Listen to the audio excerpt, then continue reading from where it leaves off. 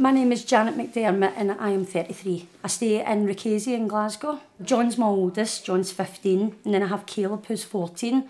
We have little Max who's 5, Gaia who is 4 and baby Willow who's 2. I actually started off with homeschooling my oldest boy. He was actually in a special needs high school. He was struggling with socialising, reading and writing. And after homeschooling my oldest boy and seeing him thrive basically, getting his passion back for learning, wanting to socialise with other children, then I decided that was the best thing for my kids, so we decided to homeschool. It's been a huge impact on his life, it's been for the best. We get put down a lot basically, even with the local educational authority, the LA, she basically assumed that I wouldn't be able to handle educating my children on my own. We were told that it was a temporary measure. I was told basically that I wouldn't be able to educate so many children at once. Then we were put down a lot by authorities. There was no kind of support network in place for us educating at home. Well, I actually believe that due to my children not being registered with an authority like a school or nursery, then with them not having a named person, then I'm assuming that they are targeting us for being a family that our children could be at risk of abuse because they are not getting seen on a daily basis by an authority figure. We decided to opt out of the home visits, but we didn't decide to opt out of the service altogether. I still agreed to take my kids back and forward for immunisations, and all my kids are fully up to date with vaccinations.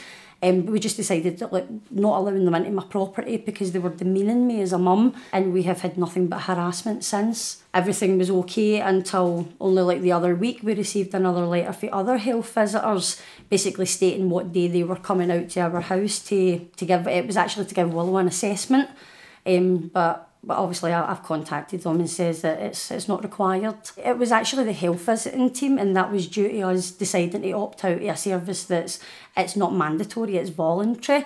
But what they done was contact social services.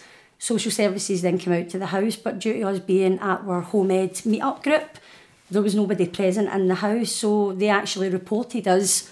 Instead of giving me a chance to obviously explain where we were and that we weren't in the house at the time, they contacted the child reporter, and the child reporter asked for a full report to get done of the children. One of the comments that the social worker done that was doing the report, she did actually mention the Getting It Right for Every Child bill. That is why she had to do the report for the child reporter, so she already made it very clear that was the case of why she was out at the house. I started taking anxiety attacks. I was afraid to actually go outside because I didn't want to take my children outside the house in case somebody else said, oh, her kids aren't at school kind of thing.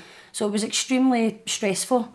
I see someone else having rights over my child as a violation of my human rights. It's a violation of family rights, and I don't believe that an outsider who doesn't know my children should have a say over what kind of things that they should be doing. I don't think that any good can basically come of a bill where someone else is a cooperative parent for your own child.